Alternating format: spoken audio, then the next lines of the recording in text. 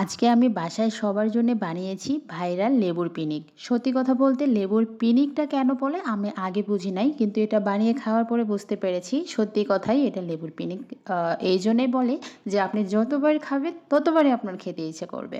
এই আইটেমটা এতটাই মজার, এতটাই আপনাকে টানবে, বারবার খেতে ইচ্ছে করবে। তো যাই হোক, চলে আসি রেসিপিতে। আমি এখানে এই লেবুর পিনিক বানানোর জন্য ৪ পিস লেবু নিয়েছি। এখন এই লেবুর ২ পাশটা কেটে উপরের যে সবুজ ছিলকাটা থাকে অবশ্যই উঠে নিতে হবে। আমি কিন্তু অনেক রেসিপিতে দেখেছি যে ছিলকা সহকারে লেবুর পিনিক বানায়। আমি এর আগে একদিন বানিয়েছি, আমার কাছে একটু তিতা লেগেছে। তো আজকে আমি উপরের একদম সবুজ অংশটা ফেলে দিয়েছি, একদম ভেতরের যে সাদা অংশটা থাকে এটাই নিয়েছি। এখন একটা চাকুর সাহায্যে একদম মোটাও না একদম পাতলাও না এরকম স্লাইস করে কেটে নিচ্ছি। সবগুলো লেবু ভালো করে কাটা হয়ে গেলে প্লেটে ভালো করে সাজিয়ে নিয়েছি। এরপরে আমি নিয়ে নিব হচ্ছে ধনিয়া পাতা। এই লেবুর পিনিকটা বানানোর জন্য অবশ্যই আপনার হাতের কাছে ধনিয়া পাতাটা থাকতে হবে, কারণ ধনিয়া পাতাটার জন্যে কিন্তু এটা খেতে বেশি মজা লাগে। তো আমি কুচি কুচি করে কেটে নিয়েছি আর নিয়ে নিচ্ছি এখানে তেঁতুল। লেবুর পিনিকে তেঁতুল, যে তেঁতুলের আর কি বয়সটা বেশি হয়ে যায়, একটু কালো কালো হয়ে যায় না, সেই তেঁতুলটা ব্যবহার করবেন।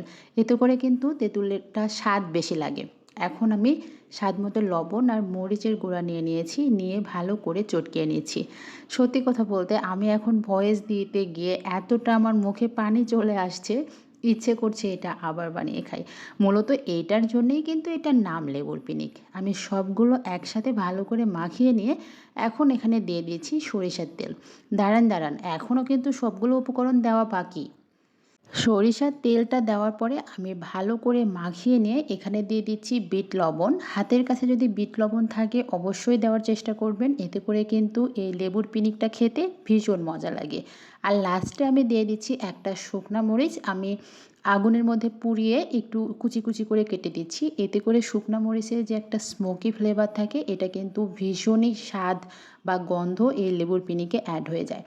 তাই আমি ঠিক যেভাবে বানিয়ে দেখালাম এভাবে একবার বানাবেন আর আমাকে কমেন্টস করে জানাবেন যে আসলেই এটা আপনার কাছে কতটা মজা লেগেছে।